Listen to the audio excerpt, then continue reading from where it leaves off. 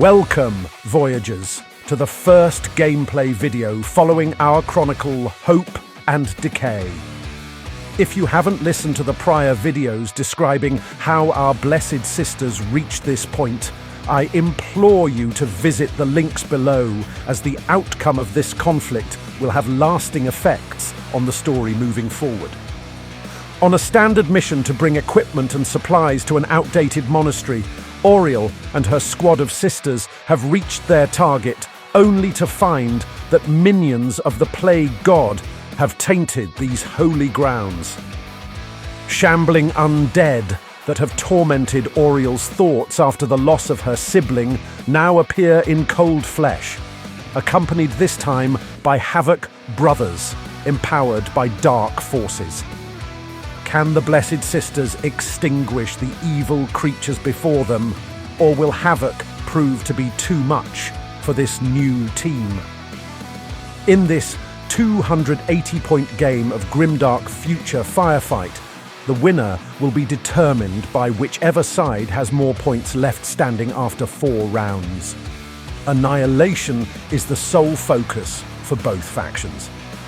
On the Blessed Sister team, Auriel leads the charge, a High Sister equipped with a Master Heavy Rifle, Energy Sword, and the Spiritual Guidance upgrade.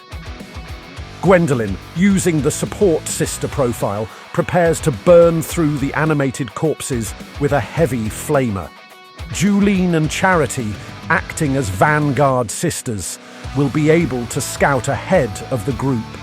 And Danise, Isidore, and Clara, with the Warrior Sister stat block, steel themselves for the fight at hand.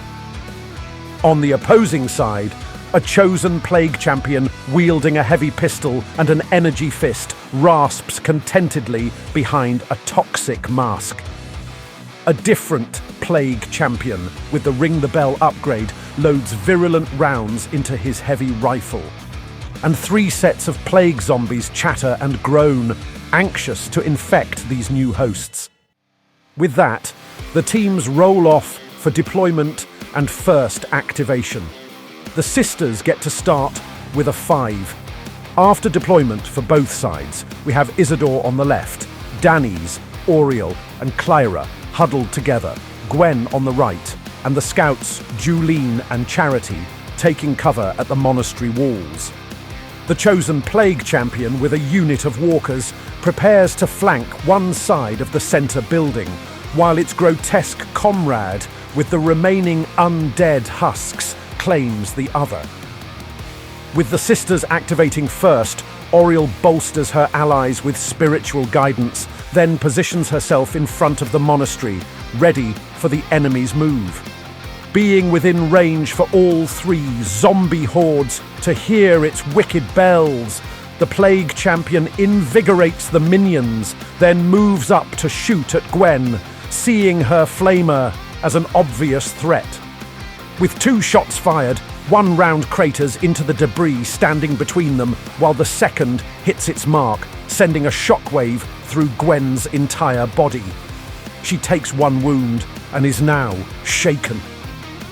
Danise's courage courses through her as she runs up and fires at a group of plague walkers lurking behind debris.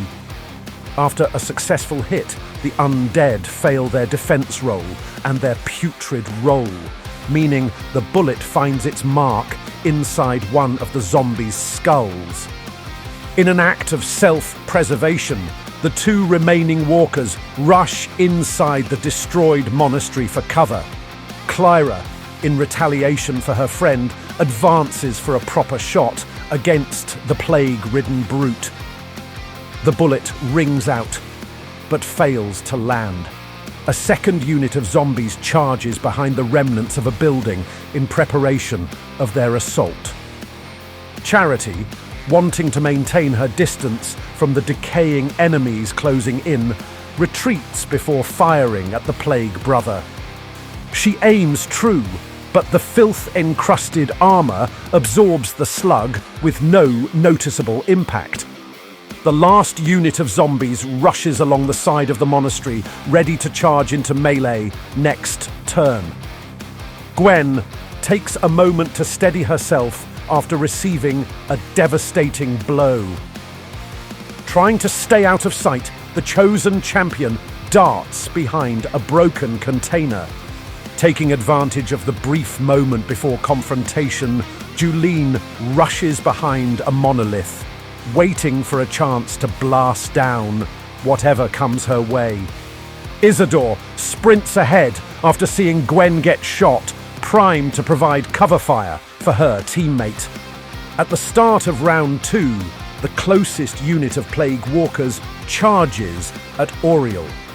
After their claws swing at their target, 3 strikes land across Auriel's armor, but only one finds a slip between the sisters' armor plating, dealing 1 wound. Auriel retaliates with her energy sword, missing her first attack while the second is parried by one of the monsters. The zombies backstep slightly, readying another strike. Both parties are now fatigued. Auriel distances herself from the close attack while advising her squad to get in cover. She aims at the Plague Walkers ahead of her and fires. With the devout ability adding an additional shot, 3 bullets ring out, shredding through 2 of them and causing the third to stumble. It gains 1 wound and is now shaken. The Bell Champion locks in on its target, moving to cover and firing an expertly aimed round to finish off Gwen. One of the diseased bullets gets lost in the concrete before them, but the second digs deep, taking Gwen out of the battle. Isidore fires at the Bell Champion to get its attention away from her friends. The shot hits, giving him 1 wound. The brute slows briefly, but not fully. The 2 zombies want some revenge against Durnedin, pursuing a charge. The duo flails madly, but fails to connect anything meaningful. Durnedin strikes back with the butt of her gun, crunching in one of their faces. Seeking to rid the field of this gross unit, she positions herself closer to Julene, then lets loose a bullet in the Plague Walker's chest. It takes 1 wound and is shaken. The chosen Plague Champion reveals itself from behind the wreckage with a pistol shot at Durnedin. It connects, making her also shaken with 1 wound. In an attempt to save Durnedin from at least 1 threat, Julene fires at the zombie in front of her. The round embeds itself into the walker's temple. The yellow pox cadavers charge just out of sight, still angling for the right moment to pounce. Clyra moves to assess her fallen comrade, as well as take out one of the zombies she can see inside the ruins.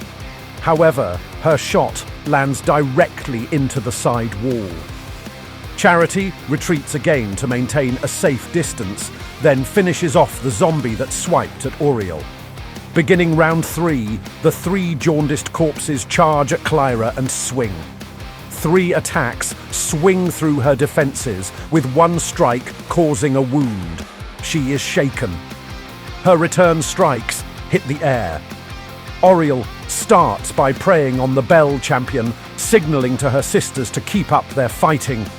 She adds another wound to the monster, but it is not hindered. The Bell Champion barrels forward, bell clanging, and shoots at Charity. With a direct hit, Charity ragdolls backwards from the impact. Julene, staying out of sight, rounds the monolith and fires at the high threat in her vicinity. The shot echoes into the monastery, missing the Havoc brother. The chosen Plague Champion, ignoring the attempted shot, charges at Durnedin. It brings down its plague fist onto her shoulder, a sickening crunch resounding from the impact. She takes 2 more wounds, but remains upright. Durnedin attempts a return attack, but her injury has her dizzy. Isidore roars as she stares down the noxious murderer before her. 2 bullets scream with her, ripping new holes into its helmet and felling the giant. A pulse rings out as the Havoc brothers' numbers are lessened. One of the surviving zombies before Clyra crumples to the ground as its unholy tether fades.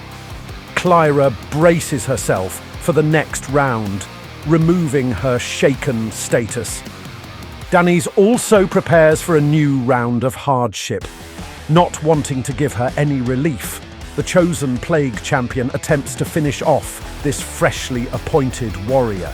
However, through the adversity, she is able to dodge its blow and return her own perfectly aimed strike, wounding the Havoc brother. Auriel moves towards the direction of her newest recruit, dispatching one of Clyra's immediate foes as she goes. Unfortunately, the action distracts Clyra, and her discoloured opponent takes the advantage, ripping into a weak point of her armour. With that, another sister perishes. Isidore's sight goes red as she blasts apart the killer of yet another friend. Dannise retreats from the persistent monster, getting off 2 bullets as she goes. One strikes into its chest, and the champion endures another wound. From behind the monster, Julene rears the monolith, aims, and blows the head off its bloated shoulders. The sisters are victorious, defeating these tainted envoys of plague. But how has the cost of this battle affected our sisters? And where does this lead? Tune in to the upcoming chapter of Chronicle 1 to hear what happens next with our depleted cast of characters. Events are now underway that will cause our sisters to cling to hope with every tight-gripped finger, as Decay ventures to have these blessed sisters undone.